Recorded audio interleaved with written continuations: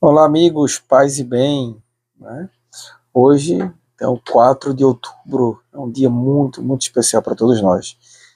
É o dia do grande São Francisco de Assis, esse amigo ímpar de Nosso Senhor Jesus Cristo, e que é interessante, né? Eu acho que, além de Jesus Cristo, talvez a única figura do cristianismo, ou com certeza, depois de Jesus Cristo, a mais proeminente figura do cristianismo que é aceita por todos os povos, por todas as religiões, por tudo que ele significa e pelo que ele fez, né, na história humana. Mas aí fica aquela dúvida: será que a gente realmente conhece São Francisco? A história dele todo mundo já deve ter visto algum filme, lido algum livro, né, visto, não sei, algum desenho, alguma coisa, um teatro, talvez até. Mas existem coisas que a gente tem que dar uma polida na história de Francisco, para que a gente não fique, às vezes, com um Francisco um pouco diferente da realidade. Mas vamos então começar um pouquinho com sua história e depois a gente vai chegando nesses pontos chaves e interessantes que vale a pena a gente comentar aqui. Bom, para começar, o nome de batismo dele não era Francisco, né? Em italiano Francesco, mas sim Giovanni Pietro di Bernardone, ou seja, João Pedro Bernardone. O João foi em honra a São João Batista, o Pedro em honra a seu pai, Pedro Bernardone, e, enfim, assim ele foi batizado, né, logo depois de ter nascido aí em torno de 1181 ou 1182. Tem dúvidas um pouquinho na data precisa. Seu pai estava viajando a negócio, seu pai era um comerciante de tecidos, e quando ele voltou, ele foi mudar o nome do filho, né? Ainda que o filho fosse homenagear ele, ao grande João Batista, ele quis mudar o nome do filho para Francesco, né, para Francisco, que significa francês em italiano. E por que ele quis fazer isso? Né? Bem, ele quis fazer isso porque existe uma dúvida, né, existem três causas possíveis aí. Pode ser uma só delas ou pode ser tudo junto. Né? A primeira é o próprio fato de que ele enriqueceu graças ao comércio que ele tinha com a França, né? Estava sempre viajando para fazer essa ponte. Segundo, porque segundo alguns, a mãe de São Francisco teria origem francesa. E em terceiro, seria o fato do grande apreço que tinham pela cultura e influência francesa, né, que existia muito forte naquela época, como foi durante muito tempo na cultura ocidental. Né. Então, tudo isso junto, ou um desses pontos em separado, provavelmente foi o que levou o pai dele a colocar o nome que a gente conhece. Né. Depois dele vieram muitos santos franciscos, né, como São Francisco de Paula, São Francisco de Borja, São Francisco Xavier, ou também o grande São Francisco de Sales, todos com alguma raiz, né, pelo menos na inspiração do nome, desse grande santo italiano. Né? E todos esses, como esse grande santo que a gente está homenageando hoje, fizeram muito pela Santa Igreja, graças a Deus. Bom, então, falamos aí que São Francisco nasce na Itália, né, em Assis, por isso São Francisco de Assis. A sua história é muito interessante. A gente, pelo menos me aconteceu que meus primeiros contatos com ele eram por filmes, e eu achava os filmes super interessantes, e são, né, de fato. Mas, como todo filme tem que ser, né, existem aqueles grandes cortes, né, da história para que a história possa fluir, né, naquelas horas que você fica na frente de uma tela. Porém, quando você lê mais a fundo a história de São Francisco, você vê que a coisa foi bem mais espaçada e diluída. Né? Para começar, São Francisco era um jovem, vamos dizer assim, um tanto normal, mas um tanto afoito também, não é? Era o pai dele um grande empresário, muito abastado, porém não era de família nobre, né? E vamos dizer assim, só faltava essa cereja no bolo para eles. E o título de nobreza tem que ser conquistado, obviamente, com um ato de nobreza à altura, não é?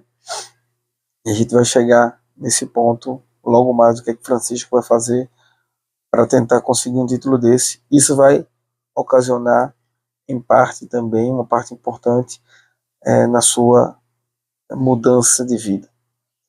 Porque Francisco era um jovem muito alegre, tinha muita influência sobre a juventude, era sempre aqueles que estavam no meio vamos chamar assim, das bagunças dos jovens, né, na cidade. E seguido por muitos, era muito carismático, cantava muito bem e gostava, né, isso, de se alegrar em festas, né, das coisas que qualquer jovem gosta de aproveitar na vida.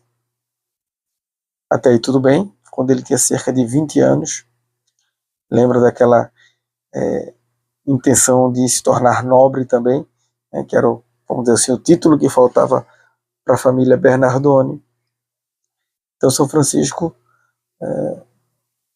se armou, né, e foi para uma batalha, na qual perdeu e ficou preso por mais de um ano, né, esperando as questões burocráticas e políticas, né, para que também fosse pago o seu resgate e ele, enfim, voltasse para casa dos seus pais.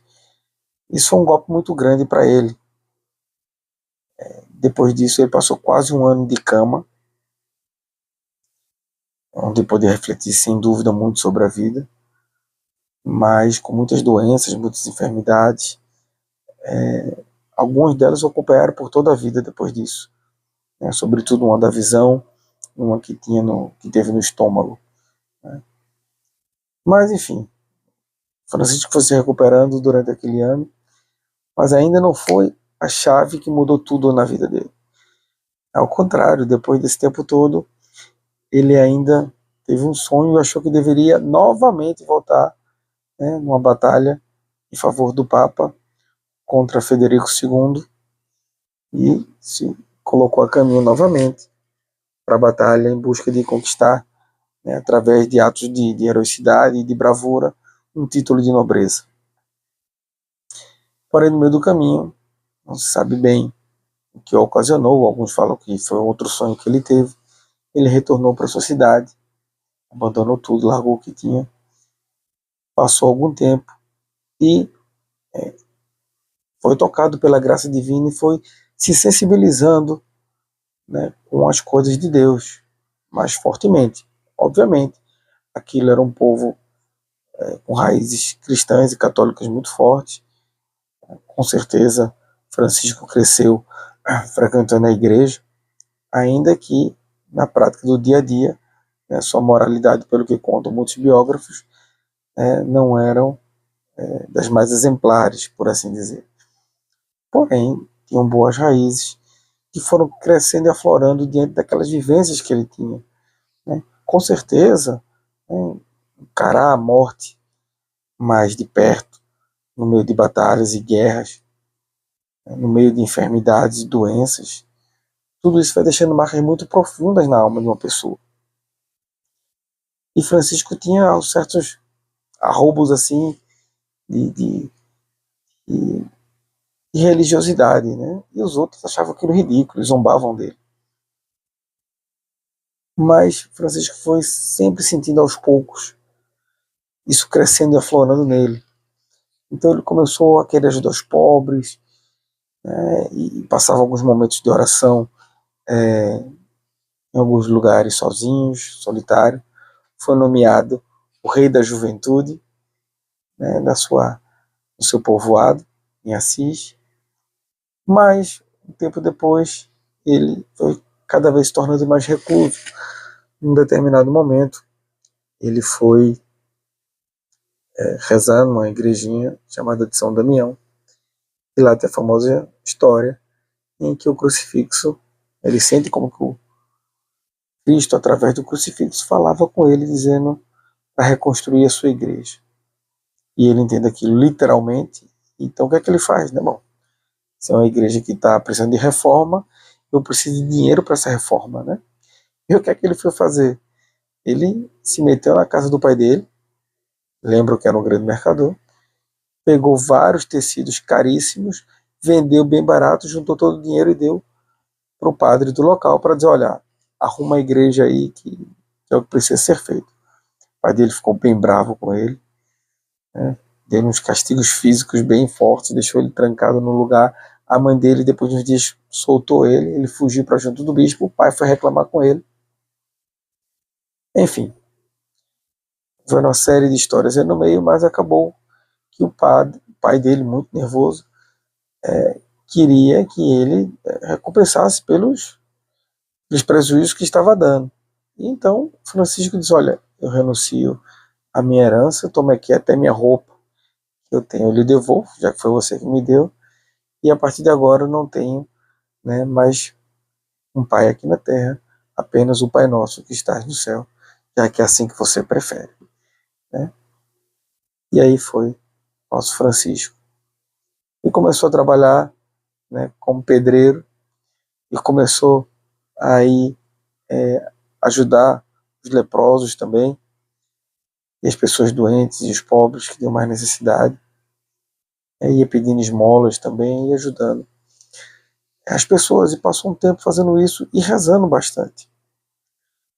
Num desses momentos ele teve contato com o Evangelho de São Mateus, onde fala, né, que Cristo manda os apóstolos irem pregar o Evangelho em todos os locais, né, sem levar dinheiros e uma segunda túnica, em sandálias, etc. E aí Francisco fica muito impactado e diz, é isso que eu vou fazer. Né, e começa a viver de acordo com aquela passagem do Evangelho, porque sentia que era aquilo que Deus estava chamando a ele, né, nesse momento. Ele começa então a levar uma vida de abnegação, né, mais intensa, uma vida de pregação. E quando ele começa a pregar o Evangelho em vários lugares, como missionário, né, ele não era só um penitente, não era só uma pessoa que fazia pequenos atos que lhe eram possíveis ser feitos para o bem dos demais, senão que ele começou a ir pregar aquilo que ele estava já passando algum tempo, alguns anos já, interiorizando, né, se alimentando internamente. E é nesse momento que existe uma segunda grande mudança na vida de Francisco, porque sair a pregar, ele começou a tocar muitas almas, e foi a partir daí quando muita gente começou a se sentir identificado com aquele chamado de Francisco, e começou a vir gente querendo seguir o mesmo estilo de vida que ele seguia. E foi aí quando algumas pessoas começaram a largar tudo que tinham, alguns inclusive muito ricos, vendiam tudo que tinham, davam todo o dinheiro aos pobres e ia viver a vida de penitência junto de São Francisco. E bem, assim foi vivendo Francisco, começou a vir um número muito grande de seguidores em pouquíssimo tempo. Realmente foi providencial dentro da história a vocação franciscana, mas ao mesmo tempo São Francisco era isso, era um líder carismático, ele um exemplo que arrastava as pessoas. Mas começou a vir gente, cada um dizendo, olha, eu entendi o que você está fazendo, né? Deixa eu te seguir. Francisco dizia, venha. Mas nem todo mundo que dizia ou que se animava no primeiro momento realmente entendia o chamado de Francisco. E aquele grande volume de homens levou São Francisco a ter que fazer o que se faz com um novo grupo que está surgindo, né? Tem que existir uma ordem ali dentro, né? Os parâmetros a serem seguidos, uma regra a ser observada, né? Uma constituição, vamos dizer, que mostre aquilo que aquelas pessoas que sentem o chamado de serem semelhantes a Francisco devem fazer para viver de modo ordenado esse chamado. E São Francisco foi junto ao Papa pedir sua bênção, o Papa abençoou, o grupo de Francisco. Enfim, começou a grande aventura. Depois houveram muitas outras coisas, como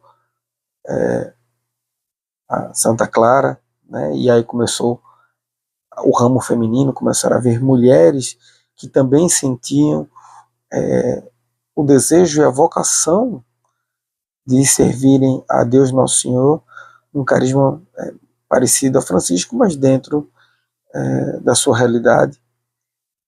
E aí começam então as Clarissas, né? Seguidora de Santa Clara, que era uma seguidora de São Francisco. Isso já depois de cerca de 10 anos, mais ou menos, de Francisco ter começado toda essa jornada com seus primeiros seguidores. Nesse tempo aí também, São Francisco começou a andar em muitos lugares, a realizar muitos milagres, curar paralíticos, né, curar pessoas, enfim, uma série de coisas que também não vou me ater a todos esses pormenores agora. Tem livros abundantes que vão poder enriquecer vocês com muitos desses fatos tão importantes. Eu vou contar algum caso mais na frente que tem um pouco mais a ver com o nosso tema de hoje. São Francisco, então, sai pelo mundo, e aí literalmente ao mundo. Inclusive ele entra numa das cruzadas, vê que aquilo ali não vai dar um bom termo, acaba indo com o sultão, portanto um líder muçulmano, e pelo seu exemplo e demonstração de vida, de como ele vivia, esse mesmo sultão acaba gostando tanto de Francisco que ele permite o que não permitia nenhum dos outros, né, que tentaram antes dele. Ele vai até a Terra Santa, né, e como fruto mais à frente disso, é que os franciscanos até hoje, né, mas desde de eras passadas, por causa de Francisco e seu relacionamento, então, nesse caso com o sultão, são os chamados custódios, né, a área cristã dessas terras que eram tomadas tinha um aval para os franciscanos em realizar algumas de suas atividades no local. Bem, São Francisco volta, depois para a Itália, vê que a sua ordem cresceu muito, mas ficou bem bagunçada, porque as normas e as regras deveriam ser mais adequadamente estritas, não é, e organizadas. E, enfim, existe uma série de questões aí, mas as coisas se organizam de tal modo que São Francisco também começa a ser mais o pai espiritual e menos o organizador, administrador de toda aquela multidão de pessoas que buscava segui-lo, né? Surge aí a ordem terceira, que são os leigos, né? Pessoas casadas e tudo, que queriam também seguir o exemplo de vida de São Francisco. E tudo vai se organizando e, com o passar do tempo, mais ocorre ainda vários fenômenos místicos com São Francisco. Uma das histórias bem bonitas é que, em seus momentos de oração, um dos irmãos que o acompanhava, de vez em quando via coisas que os outros não viam, né? E viam muitas coisas que às vezes estavam acontecendo com São Francisco. Por exemplo, uma das coisas que se conta é que num momento desse, ele tem uma visão do céu se abrindo. E aí viu os anjos e tudo mais, e viu um grande trono, bem luminoso lá no meio. E ele se perguntava, né, que trono é esse? Então a voz do céu lhe disse, esse era o trono que foi abandonado pelo orgulhoso Lúcifer. E agora ele está preparado para que o humilde Francisco se sente nesse trono. Então, coisas que realmente impressionam a gente. E não só, né? um pouquinho mais aí por esse período, ocorre também os estigmas de São Francisco. São Francisco recebe então as chagas de Jesus, que longe de ser, que bonitinho, né? Tem buraquinhos na mão e nos pés. Não, aquilo doía muito em São Francisco. Era muito humilhante para ele. E outra coisa que muita gente não sabe, não é que ele andava por aí dizendo, olha só, né? Eu sou estigmatizado. São Francisco fez de tudo para esconder. Pouquíssimas pessoas sabiam daquilo ali. Inclusive, os estigmas só foram mostrados para o público depois da morte dele. Quando ele morreu, um dos irmãos lá, um dos freis, disse, olha, tem uma coisa que muita gente não sabe, Francisco tem os estigmas, venham ver. Né? E muita gente foi lá ser testemunho daquela graça que ele tinha recebido. Bem, já falei dos estigmas e pouquíssimo tempo depois, em torno de 2 anos, foi quando ele veio a óbito. Né? Já bastante cansado, com muitas enfermidades, depois de ter sido realmente infatigável em toda a sua vida para pregar o Evangelho e viver o amor de Jesus Cristo e contemplar esse amor. Então, em 1226, no dia 3 de outubro, né, São Francisco, ele entrega a sua alma ao Criador, né, na sua capelinha da Porciúncula. E pessoal, eu não falei errado não, viu? Ele realmente faleceu no dia 3 de outubro, mas a sua festa é no dia 4. Assim como Santa Teresinha, ela também faleceu no dia 30 de setembro, mas a gente celebra ela no dia 1º de outubro. Bem, voltando então para o nosso São Francisco, aí ele faleceu, né? E apenas 2 anos depois, na verdade até menos, antes de completar os 2 anos do seu falecimento, em 1228, ele foi canonizado e reconhecido e proclamado como santo da Igreja Católica. História muito bonita, né? Perdeu apenas assim em tempo de canonização para gente como Santo Antônio, né? Santo Antônio, ele faleceu em 1231, né? Portanto 5 anos depois de Francisco. E menos de 1 ano depois, ele faleceu, Santo Antônio faleceu em 13 de junho de 1231 e em maio de 1232, ou seja, menos de 1 ano depois, já era canonizado pelo Papa Gregório IX, né? Mas voltando então ao nosso Francisco, primeira coisa, você já sabia toda essa história dele, sabia de todas as questões que ele viveu e que ele teve que enfrentar. Um parênteses aqui também interessante, que entre vários desses anos aí, foi ele também quem criou o presépio, vocês sabiam disso? Ele foi chamado para passar um Natal, né, entre pastores, e ali ele resolveu, com pessoas mesmo, né, fazer uma encenação do que foi o presépio. E depois daquilo começaram a se utilizar estátuas, imagens, para representar as pessoas que estavam no presépio.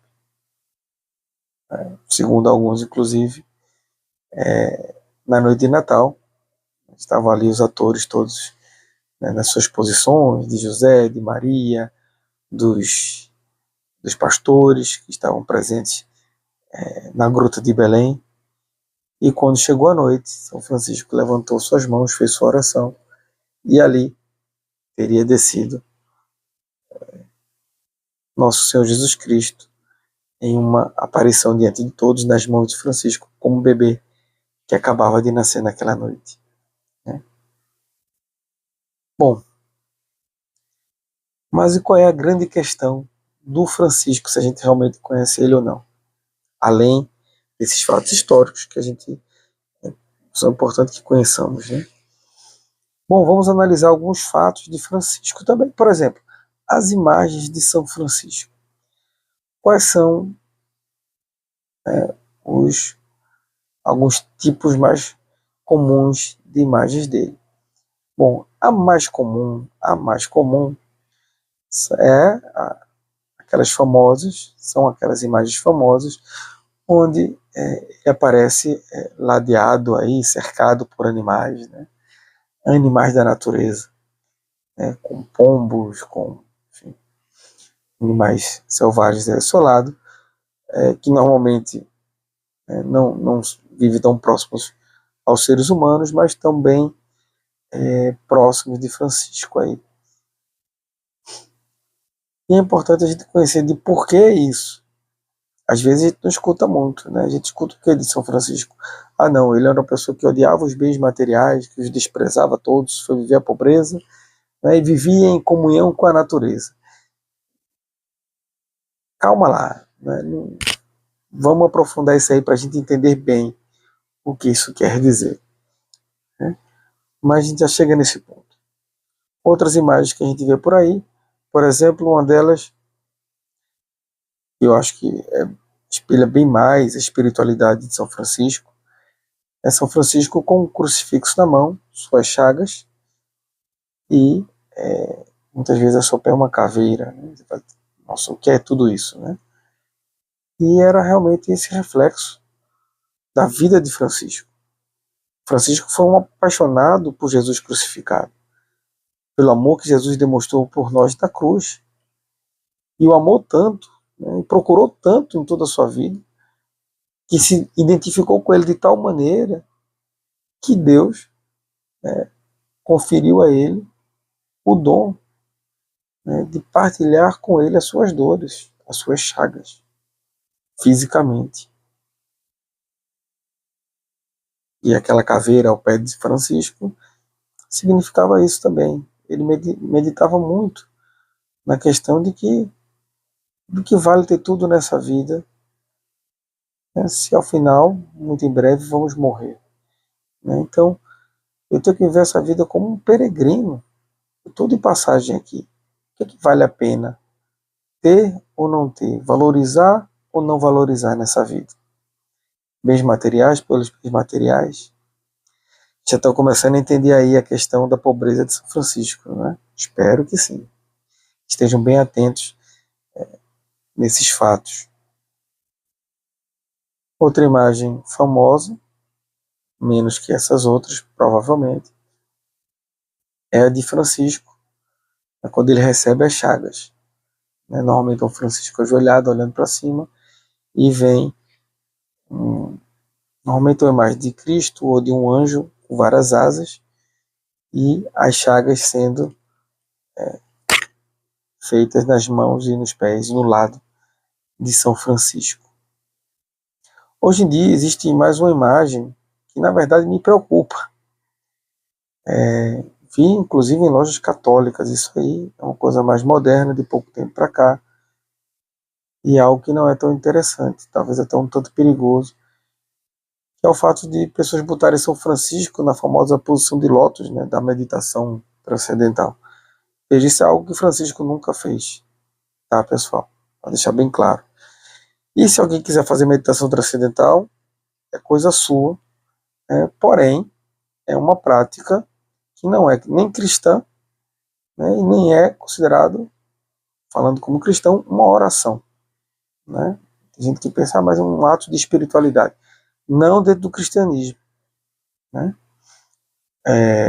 Mas é porque Francisco se colocava em contato com o todo. Não dessa maneira, não é assim que o cristão se coloca em contato com o povo, com o todo. Mas é porque eu acho que eu vi que, veja, vamos falar um pouco agora de Francisco e sua relação com a natureza e com os bens. Né? Em primeiro lugar, São Francisco não foi alguém que foi procurar a comunhão com a criação, com o todo pelo todo. Não. São Francisco foi alguém que foi completamente apaixonado por Cristo. O que ele buscava na vida dele o tempo inteiro? Não eram as criaturas, era o Criador. São Francisco não foi simplesmente um apaixonado pelas coisas que existiam por aí, pela criação. Ele era um profundo apaixonado pelo Criador, ele buscava o Criador, ele queria estar com o seu Criador. Lembra que ele viu né? De que vale ter tudo na vida? De que vale até títulos de nobreza? De que vale até os bens? Né? Os tantos bens que meu pai tem, aquilo não me garantia a felicidade que eu estava procurando. E ainda que poderia ter um momento de felicidade, como era fácil aquilo tudo acabar, como acabava no final de uma noite. Quem nunca teve sua juventude aí, que fez suas farras ou o que seja, e depois parava e dizia, me diverti naquele momento, mas e agora que? E onde estão muitas vezes aqueles amigos, tantos amigos daquelas horas, de tantas supostas alegrias passageiras? E São Francisco teve que viver isso muito a fundo. Então ele disse, de que vale ter tudo isso aqui, todos esses bens da minha casa, do meu pai? De que vale? De que vale esse mundo inteiro se eu vou morrer um dia? E se eu não tiver de bem com o Criador, eu perco tudo. E ao mesmo tempo ele tem que se perguntar então qual o valor das coisas que existem hoje? E aí está. Francisco encontrou o valor de todas as coisas em Cristo e Cristo crucificado. Não é à toa que foi diante de uma cruz de São Damião que Cristo falou para ele, vai reconstruir a minha igreja. Lembra, ele estava no pé de uma cruz. Não é à toa que ele teve as marcas de Cristo crucificado nas mãos e nos pés, e no lado dele teve as marcas de Cristo, porque foi o que ele mais amou. São Francisco, às vezes, as pessoas eram acordadas à noite, com São Francisco gritando, depois de momentos e momentos de oração, ele gritava pelas ruas, dizendo, o amor não é amado, o amor não é amado. O que a Francisco interessava era que esse Deus fosse amado. Tá, mas o que é que tinha a ver a natureza com São Francisco? Então por que bota Francisco no meio de animais e tudo? Porque Francisco muitas vezes se retirava, né, no meio da natureza, porque ele não queria ter nada, nenhum bem que o prendesse. E quando ele se retirava no meio da natureza, ele via que aquilo ali era uma pintura do grande Criador. Então aquelas coisas não se confundiam com o Deus a quem ele buscava. Mas na beleza da natureza, como ela é, ele via um reflexo, pálido reflexo, mas do próprio Criador que deixava ali sua assinatura. Todas as coisas foram feitas boas por Deus e para Deus. E ele via como muita gente levava aquilo ali de uma maneira errada, se apegava demais às criaturas, às coisas desse mundo. E Francisco dava a elas o seu devido valor. Mas não só chegou a tal ponto de união dele com o Criador, que aquelas criaturas feitas pelo Criador chegavam muitas vezes a obedecer Francisco de uma maneira que deixava todos, né, sem entender, né, o que é isso. Vamos lá, alguns casos de Francisco. Uma história muito famosa do lobo de Gúbio. Gúbio era um povoado ali perto que estava com um grande problema. E o grande problema é que havia um grande lobo, um lobo gigante, que estava atacando e matando as pessoas. Era um lobo que era aterrorizador, porque além e era um lobo só, né? E estava matando as pessoas, estava devorando as pessoas, e ninguém sabia o que fazer, né?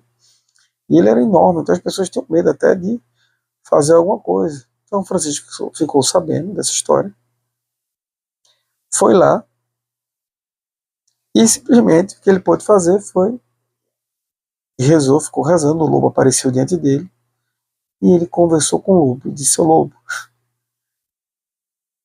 tendo, né, que tantas coisas aconteceram com você, mas você não pode atacar assim os filhos de Deus. E chegou no acordo com o lobo que o lobo não os atacaria mais e as pessoas também iriam ajudar o lobo, dando comida ao lobo. Perguntaram se, e São Francisco perguntou a ele se ele topava aquilo ali e deu a mão para que o lobo desse a pata, em sinal de que concordava com ele, né? Veja, pessoal, um lobo que estava atacando todo mundo, todos os dias, matando gente. E o lobo vai lá, dá a pata a São Francisco, nessa região até hoje, em outros lugares também. Tem estátuas aí, né, de São Francisco com o lobo lhe dando a pata.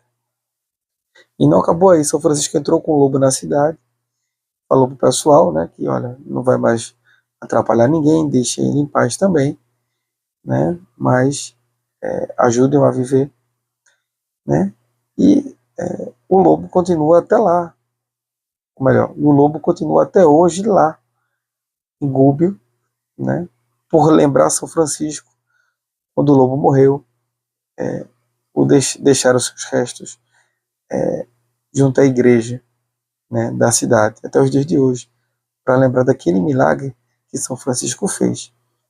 Então, um milagre que levava aquelas pessoas a ver a grandeza de Deus sobre toda a criação.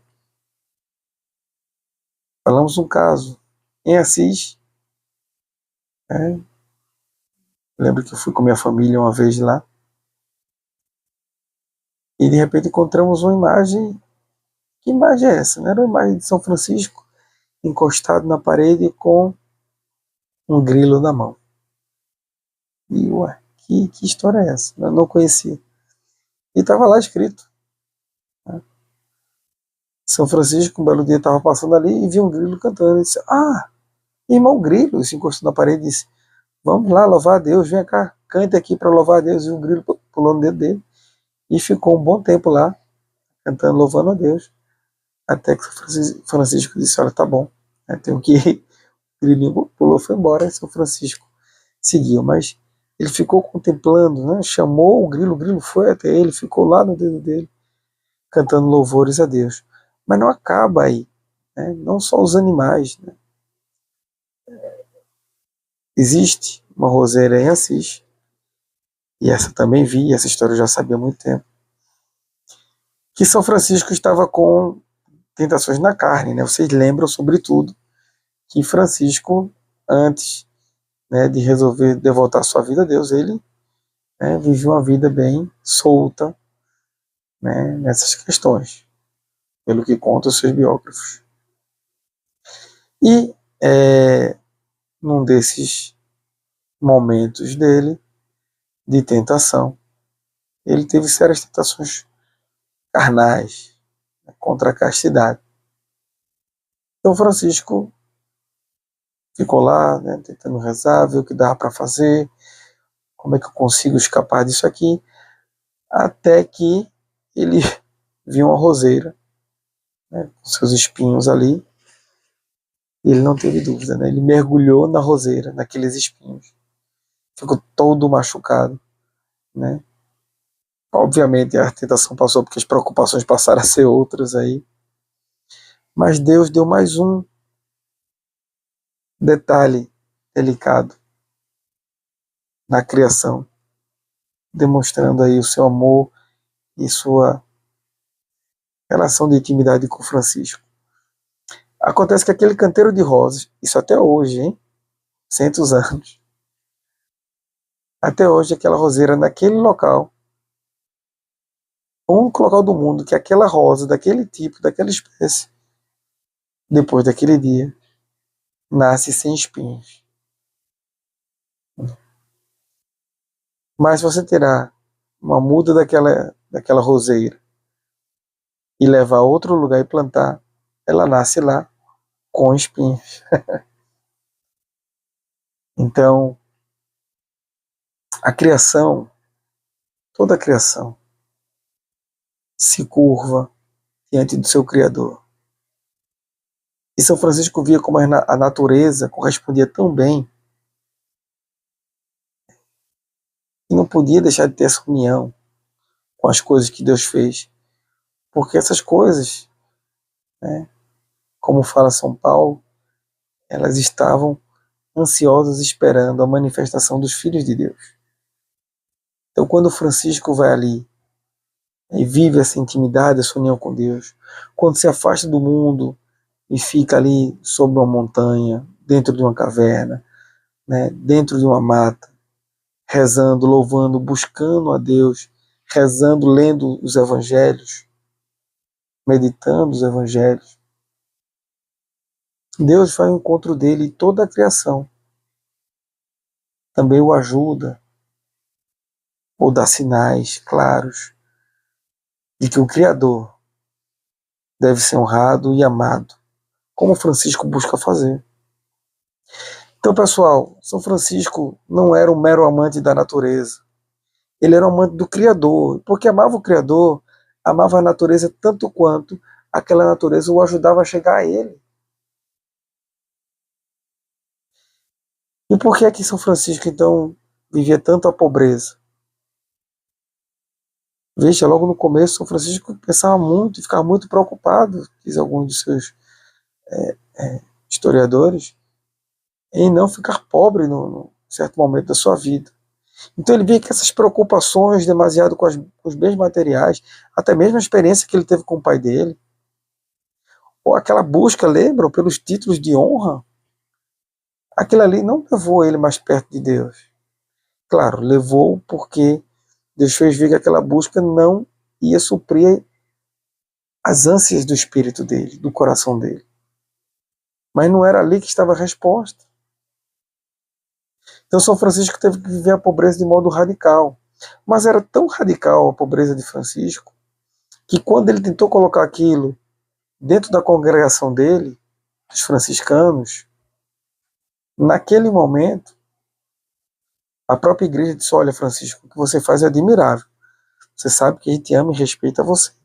Mas não dá para a gente pedir que todas essas pessoas que estão lhe seguindo vivam desse mesmo modo. Porque, humanamente falando, não é possível. Né? E foi um ato de humildade de São Francisco. Ele diz: não, tudo bem. Assim, ele lutou, tentou entender tudo. Chegou um momento que ele teve uma maior dificuldade, mas ele fez um ato de fé. E foi quando ele teve paz, realmente. Ele disse: não, vamos fazer do jeito que a igreja está dizendo para ser feito. Então eu pergunto a vocês, como Francisco, vocês buscam fazer a vontade do Criador em primeiro lugar? Sim, a gente ama, respeita a natureza, lógico, mas porque ela é fruto do amor do Criador, sabendo que ela está aí para nos servir. Né? Todos os animais, todos os vegetais, tudo que existe, todos os minerais, existem para nos servir, mas não para abusarmos de qualquer jeito das coisas que Deus nos deu, mas sim, elas estão ao nosso serviço. Mas estamos aí e as valoramos e as cuidamos por amor ao Criador. E também o nosso amor a Cristo crucificado é realmente o que nos impulsiona a cada dia. Lembra, não é essa meditação, como a gente falou daquelas imagens que tentam passar por aí, que é simplesmente o respirar profundamente, sentir o que está ao meu redor e me sentir parte do todo. Não, não é isso. Isso não é oração. A oração é: meu Pai, meu Criador, eu sou teu filho e teu servo. E não só como criatura tua. Eu sou teu filho porque pelo sacramento do batismo eu sou um filho de Deus. E quero que todos os outros homens possam gozar da mesma coisa. Não é à toa que Francisco foi um pregador. E lembra que a vida dele, tudo mudou quando ele se tornou um pregador também. Somos pregadores de Cristo e Cristo crucificado. Somos amantes desse Deus que nos ama. Entendemos o que é o sacrifício de Jesus por nós. Vou contar mais 2 casos para mostrar que não foi só no passado que aconteceram essas coisas assim. Muitos de vocês conhecem o Monsenhor Jonas Abib, o fundador da Canção Nova. Então eu vou contar 2 fatos que eu ouvi dele, que lembram muito São Francisco, para mostrar, não é, que Deus continua agindo através dos seus servos, aqueles que o amam e o procuram. E demonstra isso muitas vezes até agindo sobre as forças da natureza.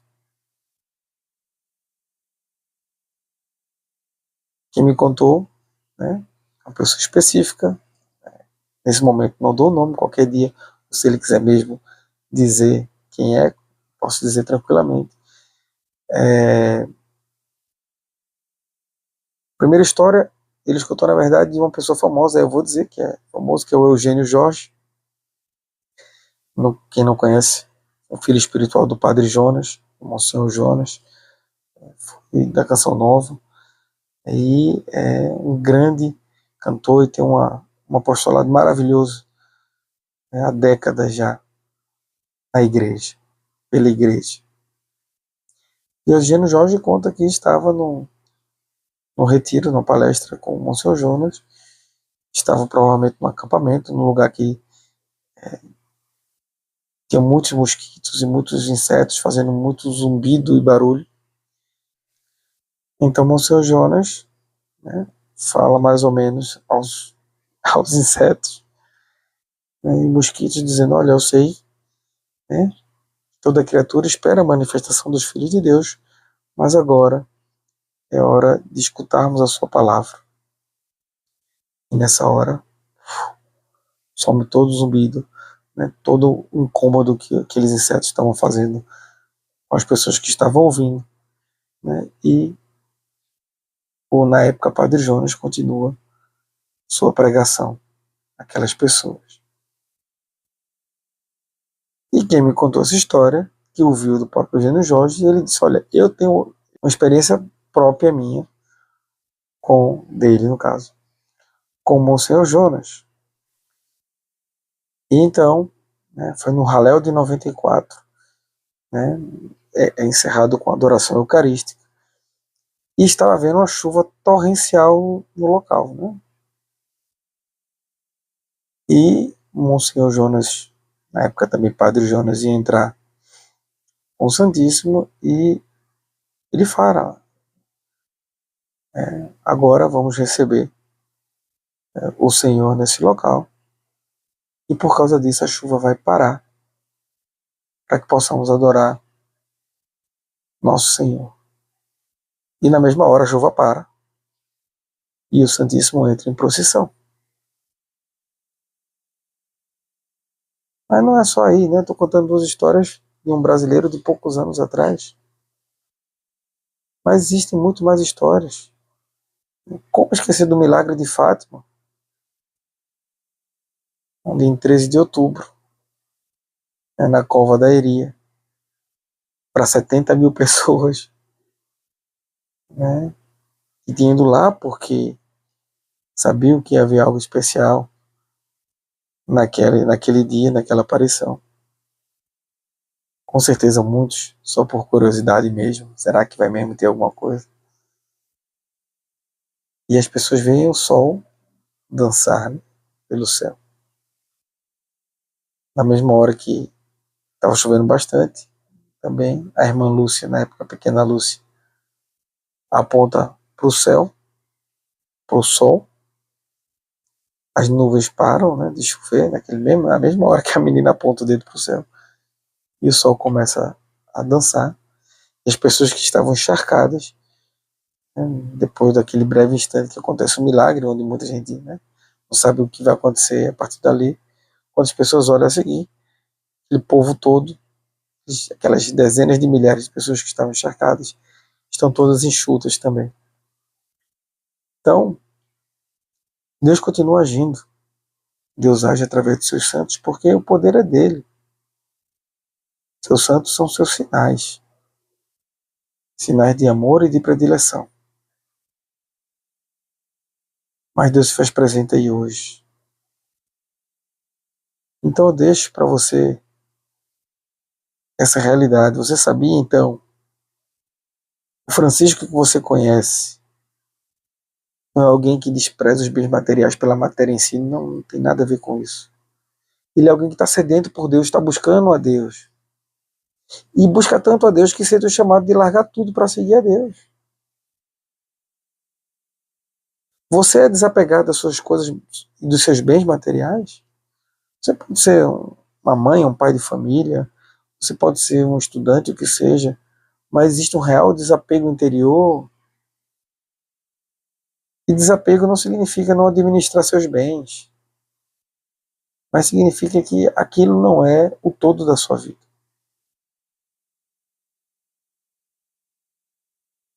E vocês têm um amor ao Criador tão grande que tudo fala a vocês de Deus. Quando vocês veem uma noite estrelada com uma bela lua cheia, o que é que vocês fazem? Nossa, que bonito sol. Ou vocês dizem, obrigado, meu Deus, que coisa maravilhosa que o Senhor fez. Tinha que ser o Senhor para fazer algo tão bem feito mesmo assim. Quando vocês sobem numa montanha e vê um belo visual, quando vocês chegam na praia e vê aquele mar lindo, o que é que vem no coração e na mente de vocês? Eu sei contemplar a grandeza da natureza e encontrar Deus aí? Ou eu acho só que fica tudo por ali mesmo e acabou, né? Deixa eu sentar aqui e sentir o vento, a brisa, só pelo vento e pela brisa em si. Não, vamos sentir o vento e a brisa, mas lembrando daquele que nos deu tudo aquilo, como São Francisco fez. Espero então que vocês possam viver realmente aquilo que Francisco desejava aos seus frades e àqueles a quem encontrava. Paz e bem. A paz que tem o coração, que conhece Deus, e o bem, que a gente só vai sentir na alma quando encontrar aquele bem que não tem fim, que é o amor do nosso Criador.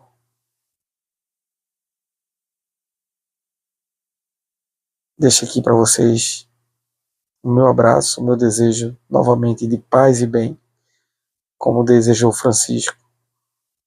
Espero que esse vídeo possa ter ajudado vocês, pelo menos um pouquinho mais, a conhecer esse grande amigo de Deus, e a conhecer e amar a Cristo crucificado. Fique com Deus, até a próxima.